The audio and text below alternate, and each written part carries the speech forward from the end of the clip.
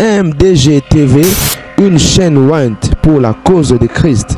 Mafuta ya sika, mafuta ya sika, mafuta ya sika.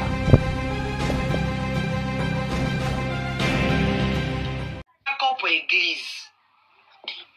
Église a ba sala ba kopo bongo, ba créer batou et ça quoi miracle pour ba gagner bandimi. Pour la troisième fois na linga kolobate. Mais l'on a lobby. À la base, nous avons Karine Mokonzi na chrétien. À la base, nous avons un chrétien. Mais eux, comme une troisième fois. Première fois. Oui, prophète, mais encore au Bima, quand la mingi était dans les réseaux sociaux. Au Bima a témoigné à qui boye. Elle a témoigné. Il paraîtrait abandé ko accuser église wana onganga okumisa lelo. Prophète moko abandé ko accuser église wana. Bato église ana ba utilizanga Karine. Ka nzamba lola likolo ba benganga. Ba ebisinga Karine. Mbongo ezali. Ba tchelanga montagne à 30 000. Mais nebe de ba na 30 000 te mais ba betinga de ya bongo. 30 000 eza. Yo za journaliste Karine benga nani garçon wana nenga zoluba makambo ya contre église na biso boye ezo sala bien te yo loba na ye a changé langage aloba kake ba démon mutu ba osale bongo aya na église ba lekise délivrance après ça les sous ba émission yo oza na voiture soko lingi voiture te 30 000 naka na pongi na bisi tonto wana problème te era benga ba kaka ba prophète na ba nanyo ba kaka prophète soki prophète te naza soki mosako soki ba kombo mo be ba kanoka ya minene ne bisi pas de problème ya na yo lala na kati era na lamu ki batindele ngana numéro ya prophète ango po makambo no lo banga Karine Mokonzi pasteur Wale sa je te sali tu bani très bien ya avant ya poto tu bani très bien ngana yo Dobilo musubo l'exape maelete. Bo l'exape maelete. Bo doze mukie. Kombo nzambe bo kyo utiliza ngo bongo te na sebo sa mambo musuli kolobo che kombo Yesu te. Bo tindela akute ba kakol ba benga ngaba ya la baron chana sebo bo tindela amuta benga ngate. Ngana bengi mutu te na tindika message bo sila mamukie bo sambela nzambe. Place o nzamba za ya lokwa place o bache bougie na sa misa. Batu boyi ba kuna lumière isa batu boya. Ezate ko koluka batu na makasi fo miracle. Il faut kaka to yo kakuna podlo. Bobina biba kongole bo mesena ba miracle yango wana. Bolingi ka mateya okobala. Okozwa diplôme, okozwa mbongo, bolingi ka ya bongo. Bolingi mateya teke avos dope faut souffrir. Bana Israël pour baki okatsa mai bakende na mboka bilaka banyoko mai pe pa pharaon. Yesu pe kwa kufa pona biso anyoko maki pe ba sete na maboko na bazi Saint Karine azoteya. Do via mutu pasi ezala kaka. Malheureusement biso to lingi pasite biso to lingi fokuta mobali ya bonga. Nenzamba lingio. Il faut ka bana nonyo so bazwa diplôme seke nzamba lingio. Il faut bolala kanzala te nenzamba lingio. Soki ka kozangi musala nzamba ebiote.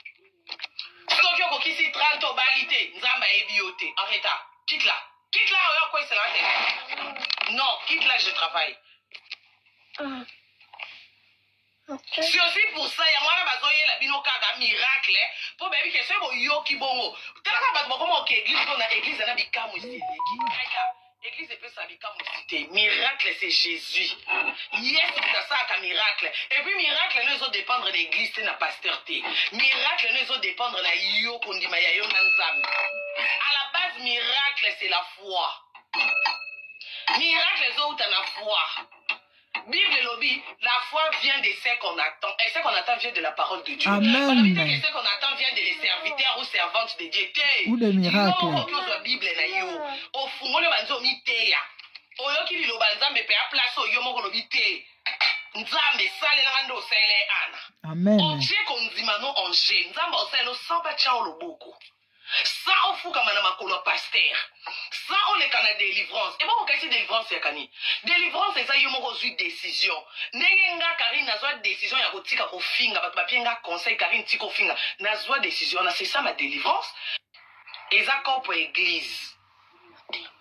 Église ana basala ba cop bongo. Bandeko nanga certainement boyoki.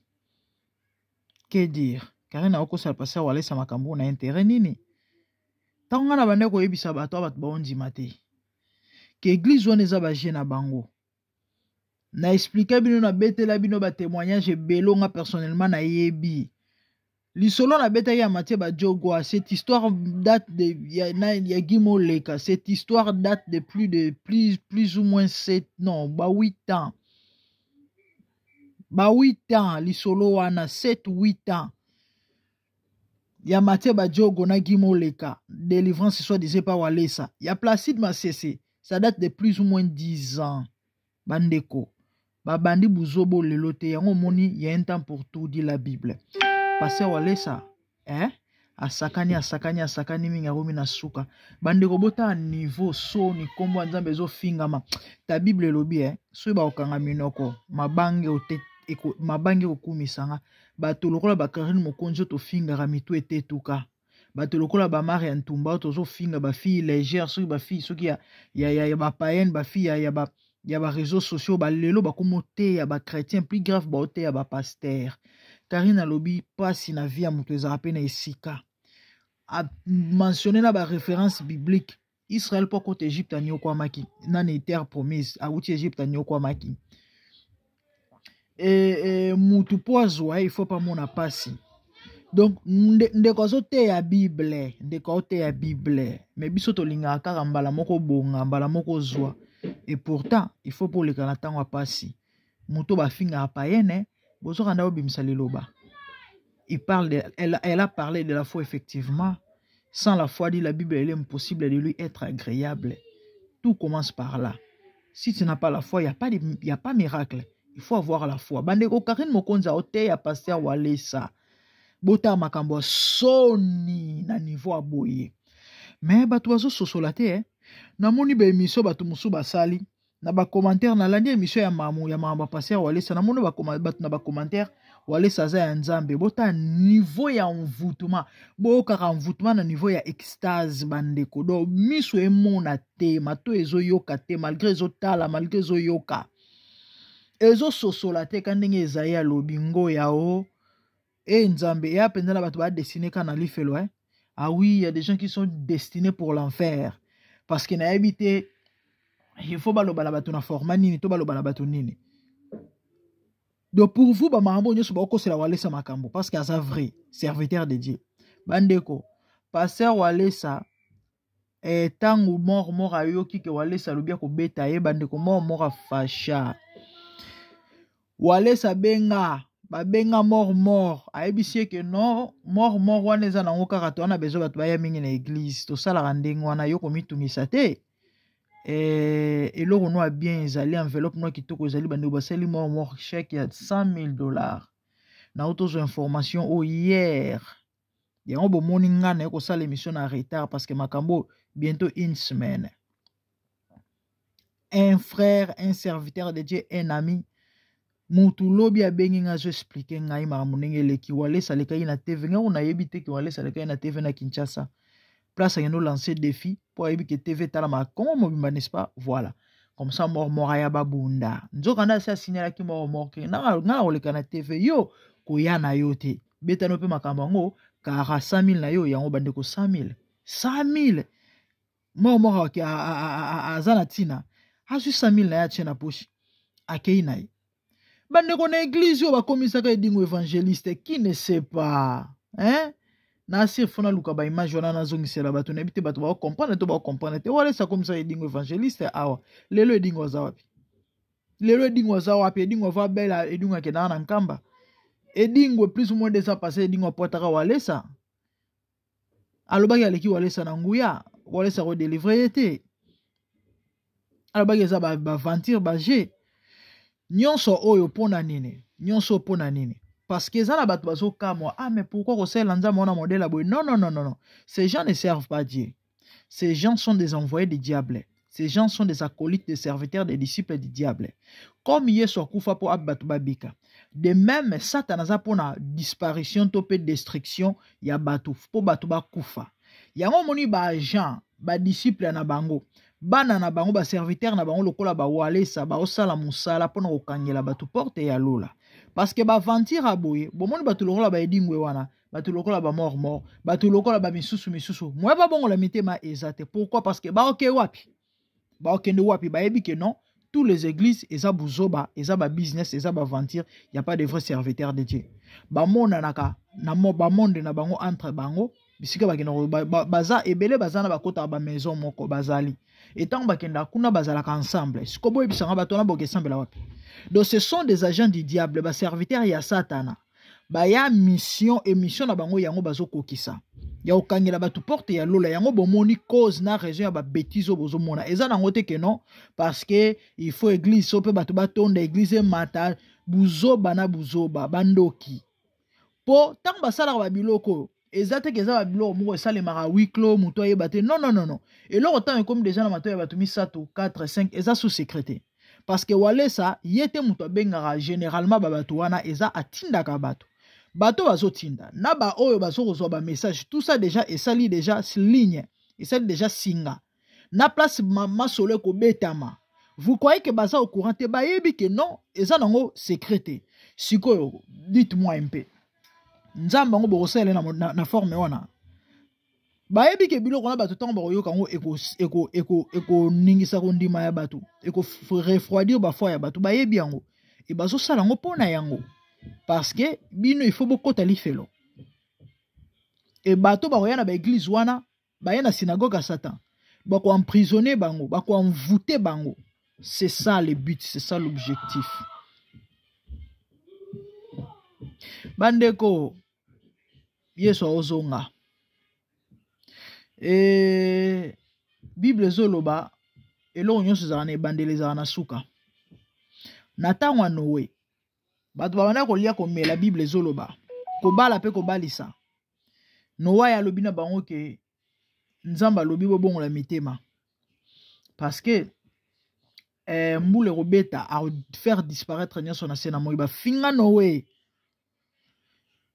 bisi bango boya to tonga bwatu we ko ede biso barke soki masuwa we ko ede biso ta mbule ko ya ba finga Noé ba benga Noé liboma Noé s'est mis à lèvre et moko na ba na e ba meko bazo meko sunge ba bokilo na e batongi je sais pas ils aura combien d'années combien de siècles na ebite ya umela talaka boto munene na musala oyo ya bato ebele atongi na lisungi nkolo esili comme nzamba zala ne motema malamu malgré baboye ko sa musala baya quand même bakota Noa ke ya ebisi bango boya ko kota parce que barke esili mbula ekobeta kalate babani ko seka babani ko semoke na ba finge moto liboma nzamba ebisi Noé kota na bana yo na mwasi na yo na banyama ya même espèce en couple pour na conserver race na bango parce que na ko faire disparaître nyonso na sena moi Noa akoti banyama koti bana ya bengi bango boya kokota ba fingi Noé.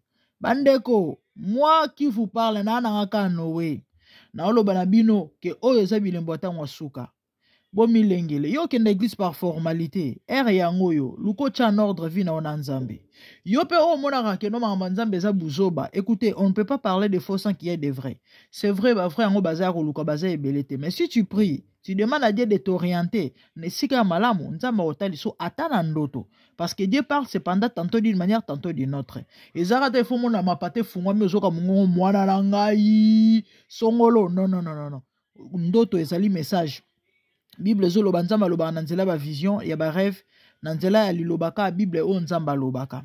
Et là le Seigneur te parle que arrange avec lui parce que oyebi lobi te bota lelo bat ba mo ku Fabrice kala ezalaki so oyoki moto akufi se kakolaki abotaki lelo na bagene abali te aboti te na vingtaine d'âge akufi mwana moke asali crise na babebe bakomosala bacrise do ezolakisa keno ye ça ne va pas y a un souci mais bato bakomprendre te bandeko na ngai to milengele bongisa relation na nzambe moto akufela biso ezalaka paster te ezalaka yesu ata so omoni paster abeti libaku to apengwi to abungi nzela to asali bêtise yeba ke yo zalaka disciple ya yesu no ya paster soko pengwi pona paster et ozala excuse te parce que nulle part bible zoloba na biso tozala ba imitateur ba paster mais bible zoloba na biso tozala ba imitateur ya yesu soko yebi ke yesu asumukaka zoka mwasi ya moto okosala yango mais soko yebi ke yesu azala na lisumu te tu as tout intérêt de te conserver, de te préserver, de craindre Dieu et loko kobikisa yo eza yango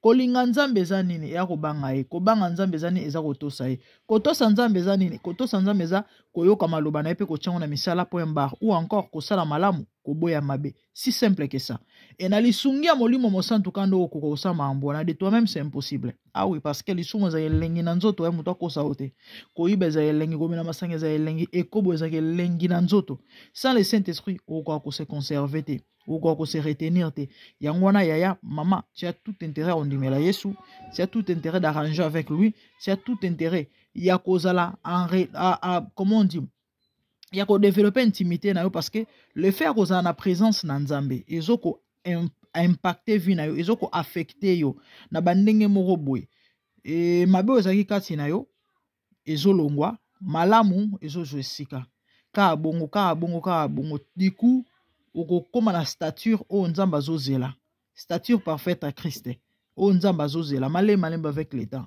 tangara Bible avec l'aide du Saint-Esprit avo fungolo ebisi nzambe sunga par le Saint-Esprit na comprendre makambo yo parce que makomi ezoloba et oko comprendre prophétie te to maloba na nzambe te soki molimo mosanto sungi yo te ah oui yaya tangara Bible mikolo nyonso pour un enfant de Dieu pona okola. Pourquoi les gens ne lisent pas la Bible? Les gens ne lisent pas la Bible. Batu basambela te balingi balukela nzambe. Akobenga na Kongo bakotele mabondeli, akotina mbongo ba matele bangengenge babondela pona eme mwana tango sambela te. Mon ami, mon frère, ma sœur, tant que rozalara bongo ndimelanga o progressaka te o kola te na molimo et vie na yo pe rozalara jamais stable. Ah oui. Il y a de ces choses-là, ceux qui ont salité, au lukinza metenzamba au salangote. Ata sui batio maboko na makolona libumu. Ata onciologue aïe et simbate et marchete. Un homme de Dieu peut prier pour toi. Vous avez un problème, vous avez une maladie, au bique, vous avez un problème, vous avez une solution, oui. Mais il y a de ces choses-là dans ta vie. Et au bon rate, que vous avez formé, et que ça les marate, tant que vous avez une initiative à lukanzambete. Nous autres, biloko, to eba rapete, kala, to avez pas baumbo ba église na ba pasteur.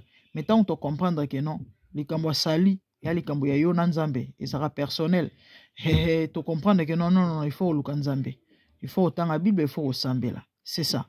Ma mbozo le gala mokili yango. Nzamba sunga bino fungola bino miso.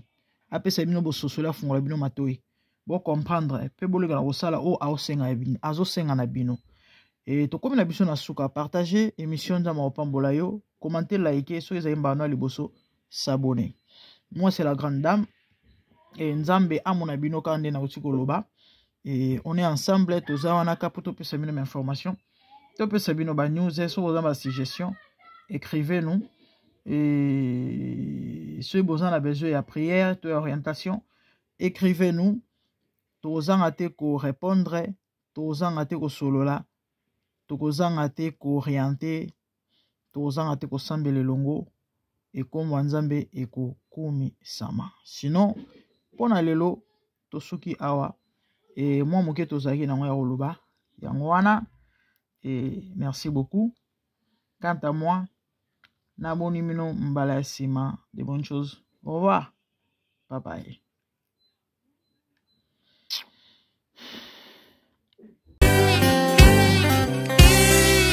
Zambe na boya, olatike mo vandina bo santu. Ozinga mina bajeno, bakoye mela kayo tongo pe popa. Zambe na boya, olatike mo vandina bo santu. Ozinga mina bajeno.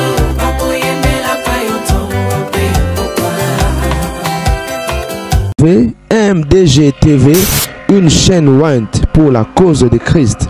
Mafuta ya sika, mafuta ya sika, mafuta ya sika.